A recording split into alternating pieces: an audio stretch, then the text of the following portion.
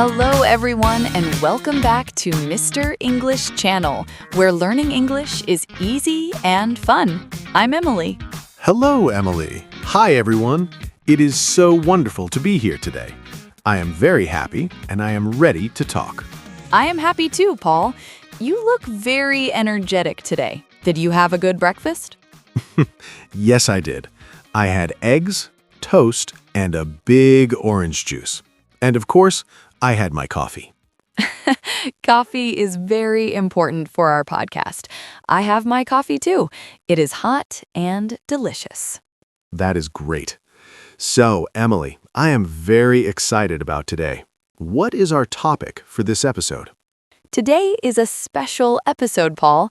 This is another episode of our series, The Best Way. Oh, I love the Best Way series. It is very helpful for our listeners. We always talk about the best ways to do things in English.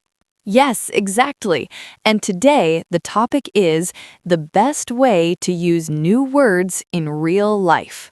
Wow, that is a very important topic. Many students learn new words, but then they forget them. They don't know how to use the words when they talk to people. That is true, Paul. It is easy to see a word in a book, but it is hard to say the word in a conversation.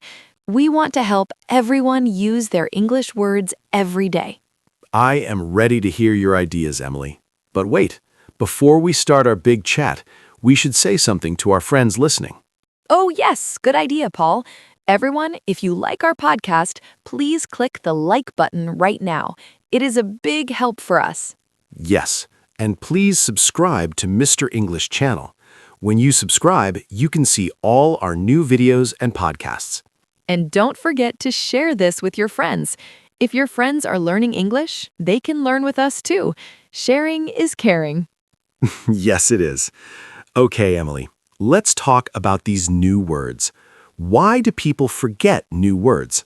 Well, Paul, I think people forget because they only look at the word one time. They write it in a notebook, and then they close the notebook. I see. The word stays in the notebook, but it does not stay in the brain. Exactly. To remember a word, you must see it and use it many times. You must make the word part of your life. So, what is the first best way to use new words at home? My first tip is the sticker method. I love this method. It is very fun. The sticker method? What is that? It is simple. You take small pieces of paper. They can be yellow or pink or blue. You write one new English word on each paper. Okay, I have my paper and my pen. What do I do next? You put the paper on the object in your house. For example, you learn the word mirror. You write M-I-R-R-O-R on the paper, and you put the paper on the mirror in your bathroom. So every morning when I brush my teeth, I see the word mirror. Yes, and you can say the word out loud. You look at the mirror and say, mirror. This is a mirror. That is very smart. You can do that for everything. You can put a sticker on the fridge, the door, the window, and the table. Yes, and for basic learners, you can even use sentences. On the fridge, you can write, the fridge is cold. I like that. It helps you see the word in a real situation. You are not just reading a list, you are looking at your real house. Exactly. When you see the word 10 times a day, your brain says, okay, this word is important. I will remember it. That is a great tip for things in the house. But Emily, what about words that are not objects? For example, words like happy, busy, or beautiful. You cannot put a sticker on happy. You are right, Paul. You cannot put a sticker on a feeling. For those words, I have a different tip. I call it the mirror chat. The mirror chat? Do I talk to the mirror? Yes, you talk to yourself. I do this when I learn a new language. You stand in front of the mirror and you use your new words in a small story. Can you give us an example? Sure. Imagine you learned the words excited and wedding. You look in the mirror and say, Today I am excited. My friend has a wedding. Oh, I remember our last chat. Your friend Maria is getting married. Yes. So I can practice my words by talking about Maria. I say, Maria is a beautiful bride. I am happy for her. I use the words beautiful, bride, and happy. That is very good. When you talk to yourself, you don't feel nervous. There is no one there to judge you. It is just you and the mirror. Yes, it is safe practice. And you can see your face. You can see your mouth moving. It helps with your pronunciation, too. I think that is a wonderful idea. I sometimes talk to my dog in English. Does your dog understand English, Paul? I don't know, but he looks at me and wags his tail. I say, "Buddy, you are a good dog. You are very fast." I use the word fast. It is good practice for me. That is perfect. Pets are great listeners. They never say, your grammar is wrong. Exactly. They are very kind. Okay, so we have stickers and talking to mirrors or pets. What is another way to use new words? Another great way is the phone record. We all have phones, right? Yes, I have my phone right here. You can use the voice recorder on your phone. Every day, choose 3 new words. Try to make one sentence with each word. Then record your voice. Oh, so I listen to myself. Yes. For example, if the word is delicious, you say into your phone, "This pizza is delicious." Then you listen to the recording.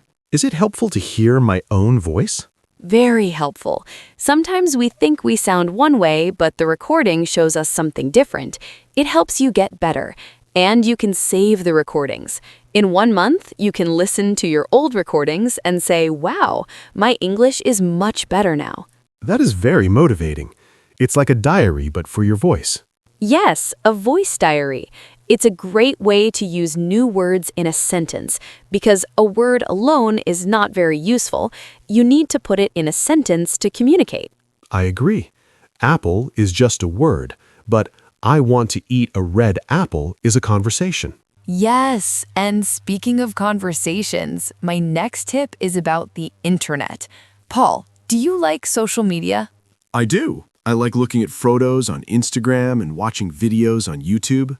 Well, that is a perfect place to use new words. When you watch a video on Mr. English channel, you can leave a comment. Oh, I see. You can try to use a new word in the comment. Yes, for example, if we talk about food, you can write, "Today I learned the word breakfast. I had a big breakfast today." That is a real connection. You were talking to us and you were using your English. And we read the comments. When someone uses a new word correctly, I feel so happy. I often reply and say, "Great job." That is true. Using English on the internet is a real-life situation. You were talking to real people. It's not a book. Exactly. And you have time to think. You can look at your notebook, find the word, and then type it. It is very low pressure. I like that. So, stickers, mirrors, phone recordings, and internet comments. These are all great. Do you have a tip for when we are outside, like when we are walking or shopping? Yes, I call this the mental label. The mental label? Like a sticker, but in your head. Yes, when you walk down the street, look at things and say the English name in your head. Okay, let me try. I am walking. I see a car. I see a tall building. I see a blue sky. Perfect. And if you see something and you don't know the word, you can stop and look it up on your phone.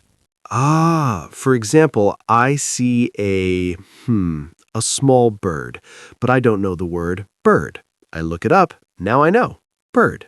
Yes, and because you saw a real bird, you will remember the word better. You're connecting the word to a real experience.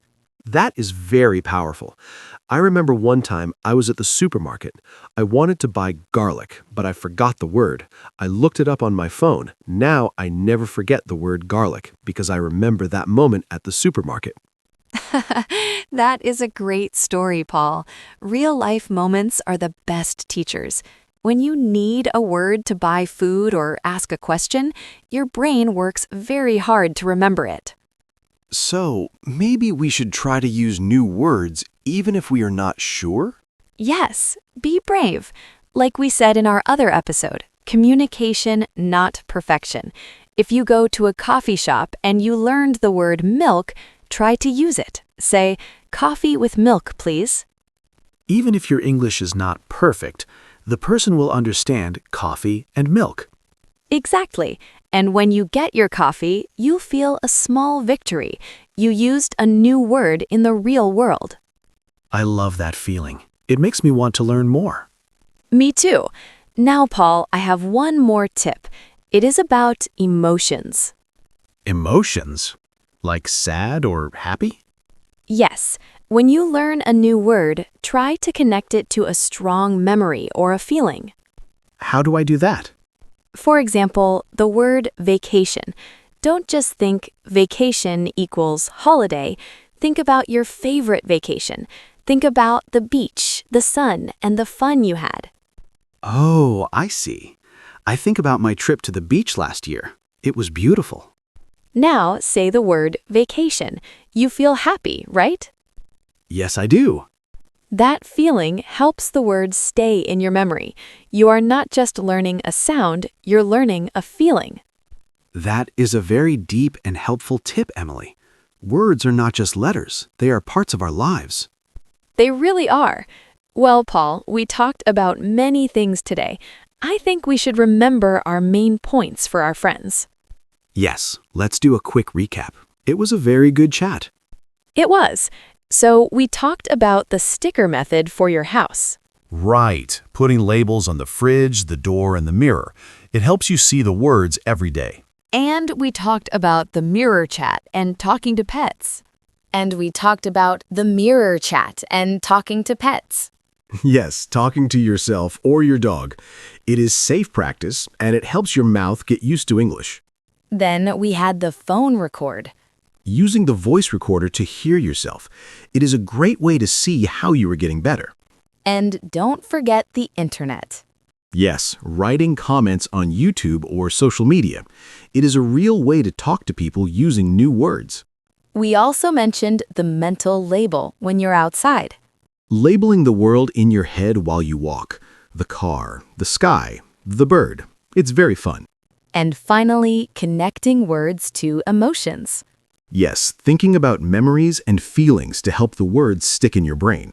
Wow, Paul, we really had a lot of ideas today. I hope our listeners find them useful. I'm sure they will.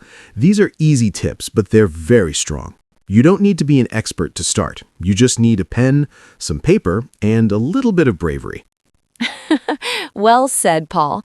Bravery is the most important part of learning English. It really is. Well, everyone, we are almost at the end of our episode. We are so happy you listened to us today. Yes, thank you so much. We love making these podcasts for you. Now we have a question for you. Please leave a comment below. We want to know, what is one new English word you learned this week? Yes, tell us the word and try to use it in a sentence in your comment. We will read all of them. It is a great way to start practicing right now. Use the internet comment tip we talked about today. That is a perfect idea, Emily. Practice starts now. And before we go, please remember to subscribe to Mr. English channel. And click the like button and share this with your friends. Thank you for being part of our English family. We'll see you in the next episode of The Best Way. Yes, see you soon. Good luck with your new words. Bye-bye, everyone. Bye-bye.